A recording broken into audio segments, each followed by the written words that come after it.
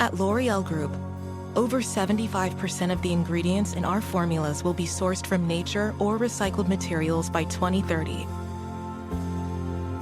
This is how we create the beauty that moves the world. Wish you could become a morning person? You know the type, up before the sun, early morning runs, first one to the office with donuts and a smile. How do they do it? Easy. With the new Galaxy Watch 8, sleep tracking and personalized insights from Samsung Health help you improve so you can wake up to a whole new you. One who, dare I say it, skips the snooze? It's possible. Train your sleep with Galaxy Watch 8. Learn more at Samsung.com. Requires compatible Samsung Galaxy phone, Samsung Health app, and Samsung account.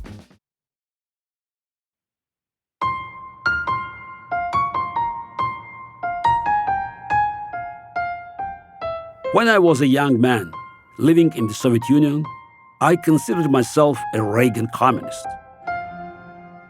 After all Soviet citizens were supposed to be de facto communists, but I much preferred the free thinking and the free markets of the West. And I got in trouble with the Soviet authorities for saying so, not just for saying it, but where I said it, in a long interview with Playboy magazine. Another example of how poorly I fit in with the Soviet power structure was when the American embassy in Moscow held a reception for Ronald Reagan in 1988. I arrived and was told by the smirking Soviet official that I was not included on the list of Soviet guests. I told him he was looking at the wrong list. I've been invited by the Americans. So I've long had a strong belief that America was the good guy, which is why it's troubling when a man with the experience of today's guest, Admiral Bill McRaven, openly wonders whether America still wants to be the good guy. From the Atlantic, this is Autocracy in America. I'm Garry Kasparov.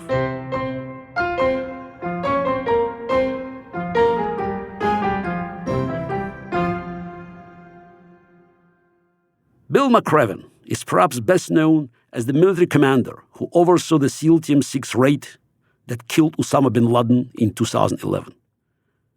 And in recent years, he has been outspoken about the erosion of military's historic apolitical role in American democracy. The military is one of the very few trusted institutions remaining in American society. So when we spoke this summer, I wanted to know, what role should the military play in safeguarding democratic ideals?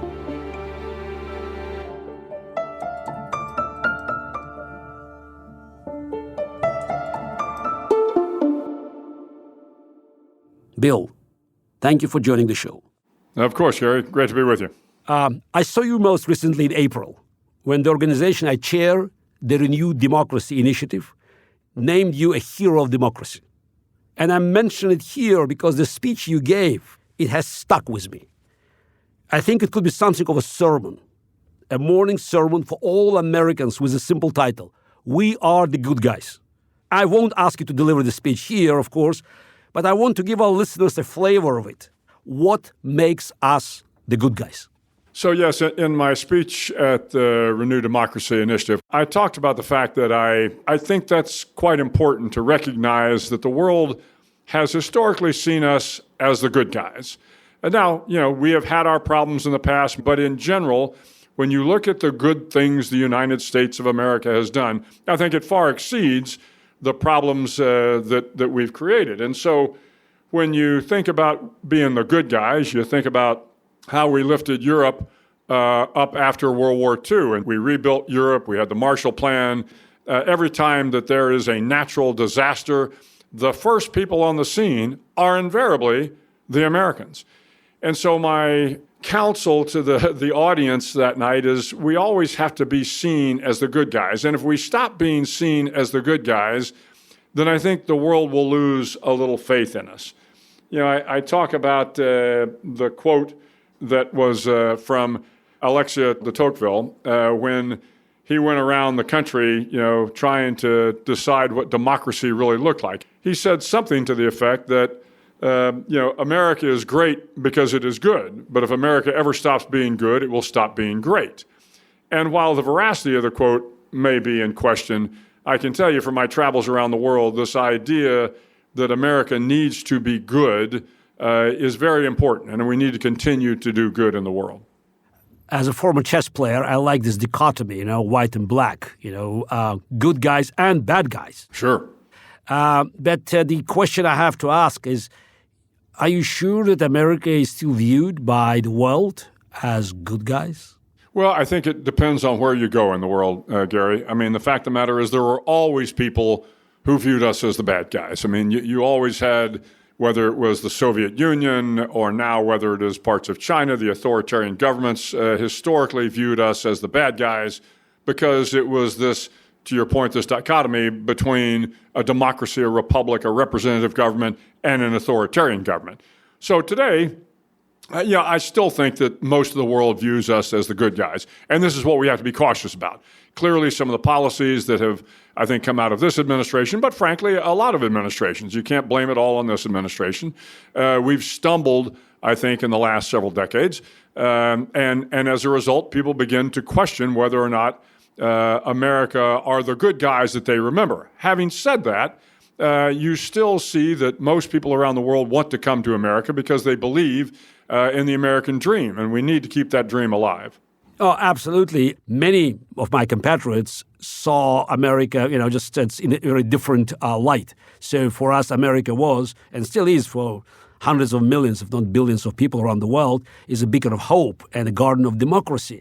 But my question was about people who always viewed America as good guys, Europeans. I mean, people live in democracies. And as somebody who travels across the ocean very often, so I could see, I could feel, I could hear a lot of, it's not just criticism, it's astonishment in the Baltic nations, in other European countries, and of course, from Ukraine, that America is not what it used to be. And it's, as you said, it's not just Trump administration. There are several administrations that pushed America in this direction. But again, it's the, do you think that America can recover its unique geopolitical image that was kind of, North Star for people coveting freedom and liberation from tyranny?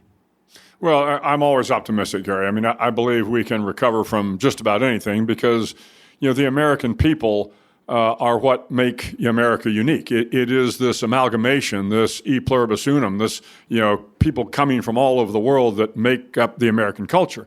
And I travel around the country a lot, and there still remains a lot of optimism. But I have growing concerns, of course.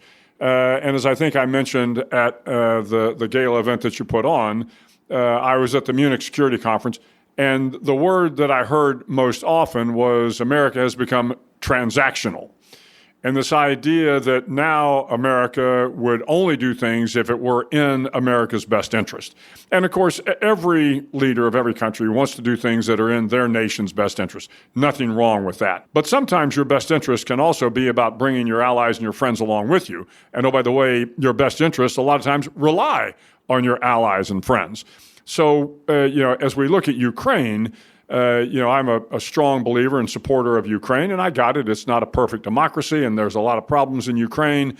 But the fact of the matter is, most Ukrainians believe in the values that we as Americans espouse. They believe in this idea of democracy. They believe in the rule of law. They believe in their constitution and representative government. So these are important values that I think are worth us standing up for. So our support of Ukraine cannot just be about whether or not we're going to get rare earth metals out of the Ukrainian ground. It's got to be about an alignment of our values.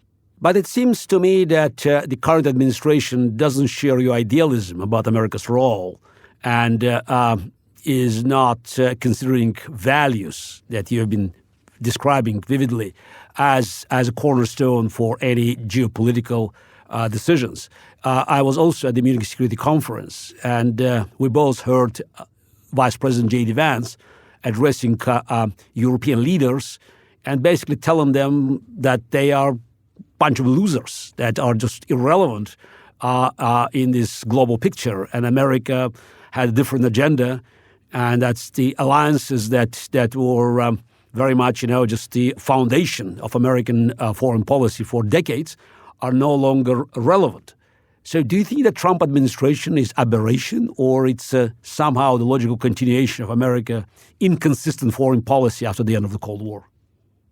Yeah, I would think the latter, because I do believe that the foreign policy has been a little inconsistent and sine wave-ish, if you will. But the fact of the matter is, our alliances matter, Gary, and you know that clearly. And I tell people, look, the old quote from Churchill was, the only thing worse than fighting with allies is fighting without them. So I think we have to be very careful as we deal with our allies in Europe and Asia and around the world. We have to recognize that these alliances are incredibly valuable. You want to make sure that, publicly, the alliances, the relationships you have with heads of state are, openly strong. And if you have some differences, then close the doors, have an opportunity to have a candid discussion with them without the press, without the public, so that you can begin to move things in the right direction. If you lambast any particular ally in public, it makes it very difficult to kind of move the needle in the right direction.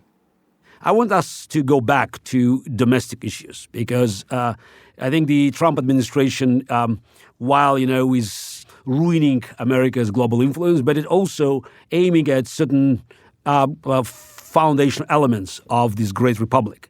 And you have been outspoken about the urgent need to safeguard our democracy against the threat coming from many actions, recent actions of Trump's administration. And I wanted to first say thank you for not shying away from that.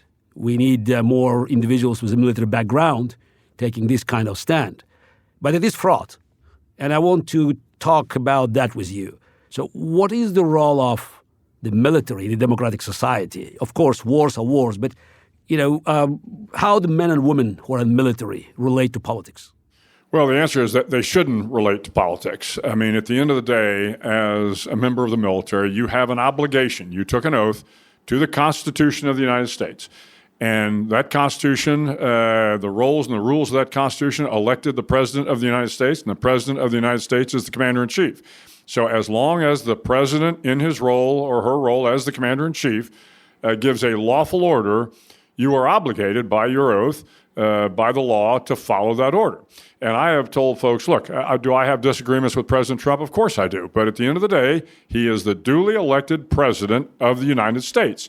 And as long as his orders are lawful, you have an obligation to follow those orders. Or you can resign. Okay, I can't help but asking, what are the lawful orders?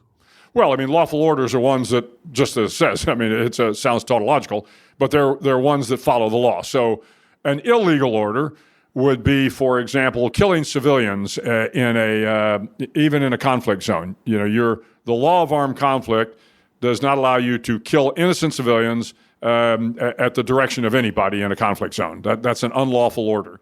Now, again, do civilians die in a conflict? Of course they do, because it is the nature and the complexities of war. But what you can't do is you can't target civilians in a conflict as part of your war aims. That is, at least in today's environment, that is an illegal order. And so, if the Secretary of Defense told me I want you to go into this village and kill civilians that had no value to the enemy's war effort, that would be an illegal order, and you don't have to follow that, and you're not allowed to follow that. I do understand from your explanations that the line is blurry. So the rules of engagement, they are not black and white. So again, this is the place in the middle, kind of a gray zone. But what happens if standing up for democracy is seen as a political act? Yes, we understand the military must stay away from supporting one party or another. But if you clearly see this gap between the orders received from the political office, from party that is in power now, and your understanding of your constitutional duties to protect the republic. Well, I'll tell you one thing. In my 37 years in the military, and this may surprise some people, I never once heard somebody talk about politics. I never heard senior officers or junior officers or enlisted talk about politics. We were in the military. We were going to do what we were asked to do on behalf of the nation. As you get more senior, And of course, I was fortunate enough and honored enough to be promoted to 4 stars. So now, even though I was in the Oval Office a lot and I spent a lot of time talking with President Obama, it was never about politics. Now, there were some decisions that President Obama in this case was prepared to make that I didn't agree with. And the great thing about the American military, certainly in the Obama administration, was I was free to express my concerns and my doubts, and I did that on several occasions with the president. And he always took that in the vein and and how it was meant and how it was expressed. So the concern that, of course, you're always going to have is if somehow there is a belief that as an officer or senior enlisted or junior enlisted, that you can't speak up because what you say may be construed as political or counter to your bosses, well, then that's not a good military. And I will also offer that I was never in my career given, that I remember, a specific order. You are ordered to do this. People don't look you in the eye and say, I'm ordering you to do this. The orders in a broad context come down in terms of a mission order, that sort of thing. But nobody looks you in the eye and says, McRaven, I'm ordering you to do this. But having said that, the fact of the matter is you want a military that will push back on orders and on positions. If you create an environment, a culture of fear that speaking up, whether it is against a particular mission or a particular policy, is going to get you fired, then you're going to find yourself as a military in a very difficult position. So to your question, yes, if we ever get to the point where all we do is follow orders, well, then you know where that leads, Garry. Yeah, that's exactly my concern, because I'm afraid we are just moving down this path. But again, I share your optimism about the good nature of American people. But I can't help thinking that it's the very perilous moment historically, and we probably yet to reach the bottom before we start, climbing out of this hole. Well, you might be right there. I'll add one other comment here, though, is, for folks like you and me who, spend all day kind of watching the news and seeing how things are evolving, it can look very perilous. My expectation or my guess is that 99% of the people in America are more worried about daycare and getting their kids to school and whether or not they're going to be able to pay their bills. They're not really paying attention to whether or not we're in a constitutional crisis. They're not paying attention to whether or not we are or are not supporting our allies, because these are not things that affect most Americans at their household, their family level. But this is something that I think just requires kind of constant engagement with the American people so they have a better appreciation for, where we stand as a country right now. We'll be right back.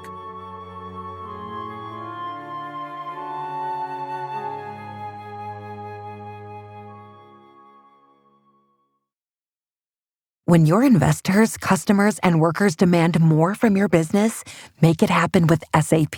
The AI-powered capabilities of SAP can help you streamline costs, connect with new suppliers, and manage payroll, even when your business is being pulled in different directions. To deliver a quality product at a fair price while paying your people what they're worth too, so your business can stay unfazed. Learn more at sap.com/uncertainty.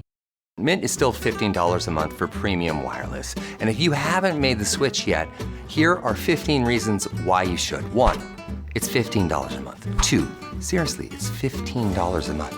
3, no big contracts. 4, I use it. 5, my mom uses it. Are you playing me off? That's what's happening, right? Okay, give it a try at mintmobile.com/switch. Upfront payment of $45 for 3-month plan, $15 per month equivalent required. New customer offer first 3 months only. Then full price plan options available. Taxes and fees extra. See mintmobile.com.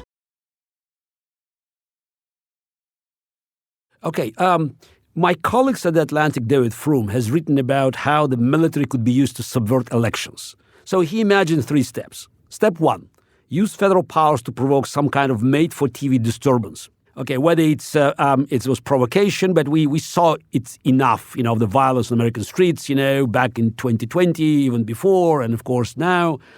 So it's there. Step 2, use the disturbance as a pretext to declare a state of emergency and deploy federal troops. We already saw it in California.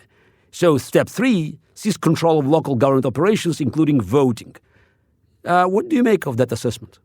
Well, I mean, these are certainly things you always have to be concerned about.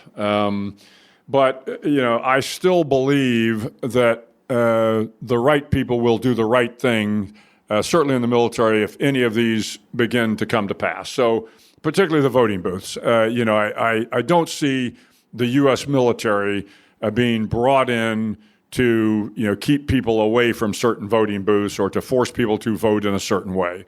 I think the American people, I think that's a red line for the American people writ large. Am I concerned about the American military being used in civil protests? Of course, you always have to be concerned about that. Once again, normally the way it works is if you have a situation in L.A. or any of the big cities, the governor needs to request the president to bring in, the troops if necessary. That's part of the state's rights, and the president is not supposed to be able to deploy active duty military troops into a state without the approval of the governor. Now, I think again there are some nuances to that law that I'm not a lawyer, so I'm reluctant to get into the fine print. But I know that again there is a lot of consternation and confrontation about that. What I'll tell you about our military, Gary, though, is the senior leaders that I know in the military, they understand that they have an obligation to the Constitution, not to the president. So if there is a violation of the Constitution, under that oath, we have an obligation not to follow those orders. But what is the violation of the Constitution? Because you kept talking about nuances and about your difficulties to identify these violations because you're not a lawyer. So I hate pushing you, but what is the red line for those who in command when they will face this kind of a dilemma that is, yes, it looks constitutional, but some of your actions may lead to the destruction or just abolishment of fundamental constitutional rights? Yeah, I mean, it's a tough question to answer, Gary, because it is one of these ones where, as a leader, when you see something that isn't right, you generally know it. I don't need a lawyer to tell me, exactly what I should and shouldn't do on the streets of the United States of America if I'm a military officer. We've been taught how to behave. We understand what our leadership roles are, and we understand what we should and shouldn't do. Now, do we have lawyers? Of course we do. The lawyers I've always had have been fabulous officers and have never, ever shied away from telling me their view of the law as they understand it. And if they think that something that I was about to do was inconsistent with the law of armed conflict or the rules of engagement or the Constitution, they did not hesitate to let me know that. Now, again, then your role as a leader is to say, okay, you have given me your opinion. Now I've got an obligation to do what is right. And if you can give me the facts and you say that I am clearly violating the law, then you don't do it. Then you don't take that action. And I realize I'm waffling around this because, right now, as we saw with troops being deployed to Los Angeles earlier this year, I am concerned about some of the authoritarian moves that the government has taken. Where I have kind of faith and a little bit of confidence, a little bit more confidence is in the American people. And again, we also have to recognize that the American people voted for this president. I spoke out a fair amount during Trump's first term. I did. And I was happy to do that. And then we had the next administration, and then the American people came back and they voted Trump back in office. So the American people have spoken. Now, maybe this is what the American people expected. I don't know. But what I have to do in my position right now is I have to ask myself, what didn't I see that the other people who voted for Trump did see? And what do they want done? Is this the America that they want to move towards? It's not the America that I think is right. But I'm not the sole voice in America.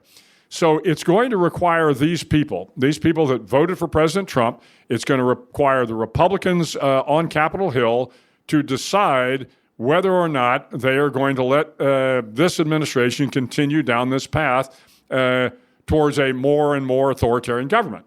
And again, I have confidence that the American people will understand and see what those red lines are, and they'll say enough is enough. You pointed out it's about the mandate received, from American people. I couldn't agree more. Donald Trump is duly elected president, but we know that he also has a record, and one of the records, and as we know today, is a loyalty test for people being selected to serve in this administration, is election denialism. So Donald Trump still repeats that elections of 2020 was stolen. So they have no faith in the electorate system in America that eventually brought Trump to power. And judging from their assessment of 2020 elections, and also from many of their moves that are aimed at limiting ability of American voters to take part in this in the duly democratic process and to express the opposite opinion, I suspect that they may go as far as it takes to influence the elections, midterm elections in 2026. And seeing the troops on the streets, I believe, is a part of what Donald Trump has been doing very successfully for a decade, normalizing things that were absolutely unacceptable in the minds of many Americans. So we already saw the troops on the streets. They have not, yet influenced the elections. They have not yet arrested the duly elected governor. But I doubt very much that Donald Trump will stop short of doing whatever it takes to secure his powers if midterm elections could go a wrong way from his perspectives. What do you think? Well, I don't deal in hypotheticals, so I think we have to wait till the midterm elections. But here's what I will make clear. I mean, I'm obviously not a fan of this administration and President Trump. Let's take it from a foreign policy standpoint. One, I believe from a foreign policy standpoint that, again, you need to have strong alliances, that you need to treat your allies and your friends with respect. But I think it is more than that. When you look at the foreign policy, this is about, if we are going to be the good guys, then we need to do things that reflect what goodness looks like. And, when you are petty and vindictive and transactional, that does not strengthen your foreign policy hand. And, of course, now you take a look at the economy. These reciprocal tariffs certainly have not strengthened our economy. Maybe they will. We'll see. But I reflect back on the Wall Street Journal and other conservative magazines and news outlets that have said the tariffs are a horrible thing. So we're going to see how that plays out. Domestically, of course, I'm concerned, Gary.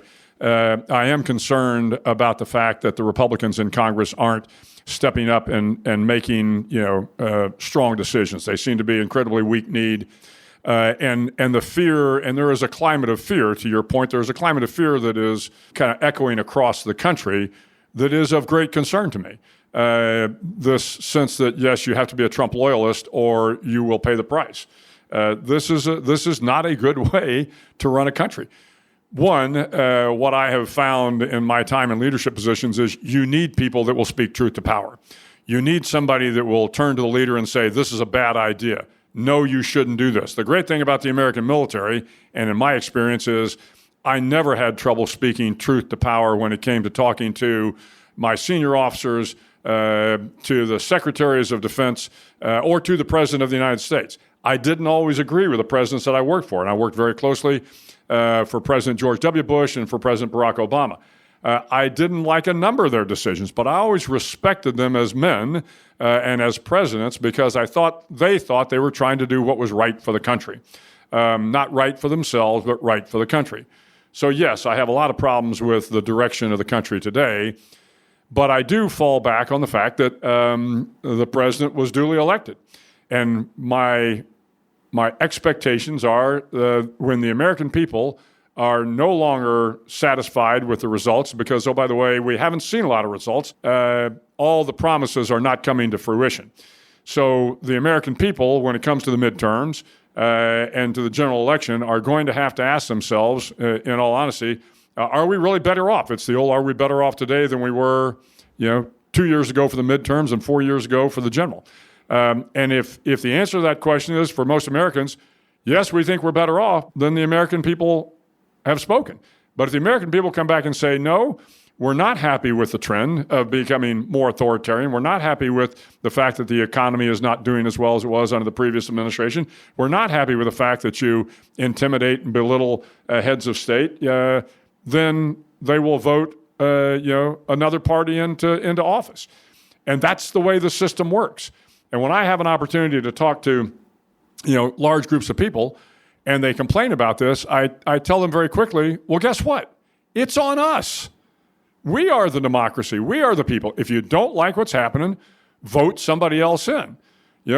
Be respectful, be civil, be peaceful, but vote somebody else in. Or use your civil voice, protest peacefully, write your congressman, write your senator, do everything you can to change the state of the way things are if you're not happy with the way it's going. That's how democracies and civil societies work. So, with the crisis of confidence among American people regarding the political system and political leadership, so the military is the only institution in American life that still has the faith and trust of the majority of Americans. And I'm a good scholar of American history, and it has occurred to me that quite regularly, so it's every 80 years, the country elected a general. So Washington, we may also add General Grant, General Eisenhower. So can you see the appeal of such a figure today? Someone who comes from a place of unifying different factions of the country at a time when both parties feel hollow. And third party run, unfortunately, just isn't realistic. I don't know that it has to be a military figure. I think, to your point, though, Gary, I do think it needs to be somebody who has a different vision for America, whose vision for America really has to do with, again, the qualities and the principles on which this country were founded. And I do believe, as I travel around the country, which I do every week, I travel all around the country. And everywhere I go, I meet good people. I meet great Americans who, what they want is they want opportunity. They want a good education for their kids. They want their streets to be safe. They want things that to them are important for their community life. But they also want America to be respected. They want their administrators, they want their governments to act with decency. They believe in the qualities and the values that we raise our kids to believe in. They believe in honesty and integrity and things that are important. And so I think whoever presents themselves as a candidate next time around, they do need to be somebody that says, look, if I'm going to be the president, I'm not going to be the president of the Republican Party or the president of the Democratic Party. I'm going to be the president of the United States. And whether you like me or not, I'm going to do everything I can to take care of you, because that would be my job. Your job as the president, first and foremost, is to take care of the American people. Not just the American people that like you, but the American people that don't like you. Not just the American people that voted for you, but the people that didn't vote for you. This is your job, is to take care of all American people, whether they voted for you or not. And so you need somebody that comes in that, to your point, believes that they have a responsibility to all Americans, not just to one party or one philosophy, if you will. And if you can find that person, and certainly absolutely does not need to come from the military, it can come from any sector of the country. But I do think you need somebody that is prepared to stand on those values, recognize that what is important to the American people, which is the economy and education and transportation and infrastructure, and again, yes, national security and our borders. These are all important issues. But I think the single most important issue for most Americans is, can you take care of me and my family and our community, and how best can you do something like that? But he just described the growing crisis of confidence, and you pointed out that the president, someone who could drive the country out of the crisis and to continue this never-ending quest for a perfect union, should not be associated with political elites that comes from one party or another. Because recently, I think it's after the end of the Cold War, we saw the steady increase in tribalism. And instead of being president for the country, so we could see that one president after another became more and more, related to his base. It's more and more partisan. And I think that it's while Bill Clinton and Bush 43, they still try to be the presidents for the whole country, though I think the split was already quite obvious. Obama, Trump, and Biden, I think they serve the party interest. So this is, and of course, with Trump is now reaching a climax, basically ignoring the opposition and ruling as if it's a one party system. Again, totally ignoring the opposition. So yes, it may be somebody not from the military, but since the military is the most respected and trustworthy institution, I think looking at the military, at the top brass, people with reputation, people who believe that we're the good guys, is a very, very natural choice. And now I guess you sense, where this line of questions is going, and I can ask you directly: would you consider stepping in and running in 2028 to drive America out of its current crisis and chart a new course forward? Yeah, well, thanks, Garry. I appreciate it. I've got absolutely no plans to run. And as I tell people, I've been married for 47 years, and if I want to make it to 48, I probably ought to stay here in Austin. So, right now, no plans for 2028. I have to pass a question from one of the guests on the show. So, my friend and great pollster Frank Luntz, who was also teaching at West Point. And we talked about political leadership, and he was quite pessimistic about the American future, providing we will not, break the cabal of these two parties and these political elites. And he put this question just in a very direct way. So why isn't now your time? Well, the fact of the matter is, I'm not a politician. I'm certainly not. That's good news. I mean, Bill, that's exactly the point. Yeah. You are not a politician. That's what the country needs. Well, it's people will come up and sometimes say, well, Eisenhower did this. Yep. I said, oh, for goodness sakes, he did. I'm not Eisenhower. Yeah, yes, but let's be real. I mean, I ran U.S. Special Operations. I like to think I was a good officer. Comparing me or frankly any other officer in the military today to an Eisenhower or a Grant or a Washington is just silly. So part of this is again, I have absolutely no plans to run. Are there some retired officers out there that could be good representatives for the country? Yeah, I do think there are, and maybe one of them will find this opportunity as a calling for them. We need a good guy. We need someone who believes that we are the good guys and someone who has this impeccable reputation. And I think, it's a moment to rescue not just this country from sliding down the wrong path, but also, restoring global American leadership. And I hope we continue the conversation. But as of now, thank you very much for joining us and for this frank and very educational, both educational and entertaining conversation. Well, thank you very much, Garry. It's always great to be with you.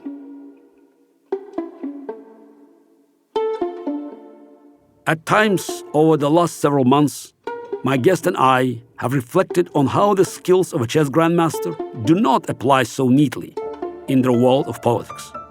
But one area in which they are undoubtedly valuable is analysis. Careful analysis served me well in my chess career, as it does now in my work promoting democracy around the world. So let me analyze some of what I've learned across these conversations as we explore the rise of Donald Trump and Trumpism as a phenomenon. First, the challenge we are up against. Free and open societies have failed to live up to their ideals and failed to defend their values from threats both internal and external. This has made dictators and authoritarians even more bold, as we have seen time and again in recent years, most starkly in my view, in Russia's war in Ukraine. We must see this war for what it is, a fight for the future of democratic ideals, not just in Ukraine, but in the world. Second, the response of our political systems to this challenge. Our international institutions, built during the Cold War, are powerless in the face of the threats.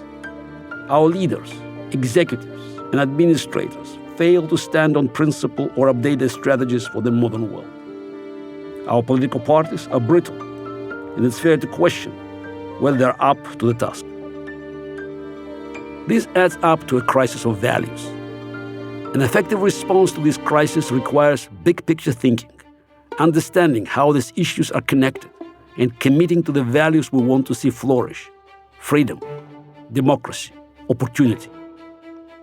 My guests this season have been diverse: experts in politics, policy, business, tech, and advocacy. Because this is a crisis that defies neat categorization. I hope their stories have helped to shed light on how complex and far-reaching the roots of authoritarian threat are. With a challenge that spans every walk of life, the solution too must be all-encompassing. Every one of us can make a contribution and a difference. It is not enough to hope that democracy will prevail. Each person must embody democratic values and fight for them. If you're ready to do that, join the fight with me. I invite you to learn more about the work of the organization I founded, Renew Democracy Initiative, where we take on the task of breaking through partisan echo chambers to raise the urgent alarm about rising authoritarianism. I speak out because I saw democracy fall in my home country of Russia. But I'm not alone. RDI brings political dissidents from over 40 different repressive countries to speak to students, business leaders, and public officials about their experiences. On RDI's Substack, The Next Move, we work with our partners in the pro-democracy camp to identify the threats, connect the dots, and plot out our game plan. Every week, I talk to ordinary Americans there, disagreeing, learning, and refining our strategy. By listening to this podcast, you have already taken the first step, understanding the problem. Now let's build something new and positive, and let's win. Thank you. This episode of Autocracy in America was produced by Arlene Orevalo. Our editor is Dave Shaw. Original music and mix by Rob Smirsiak. Fact-checking by Ina Alvarado. Special thanks to Garry Kasparov and Mick Gringard. Claudia Nebe is executive producer of Atlantic Audio. Andrea Valdez is our managing editor. I'm Garry Kasparov. Thank you for listening.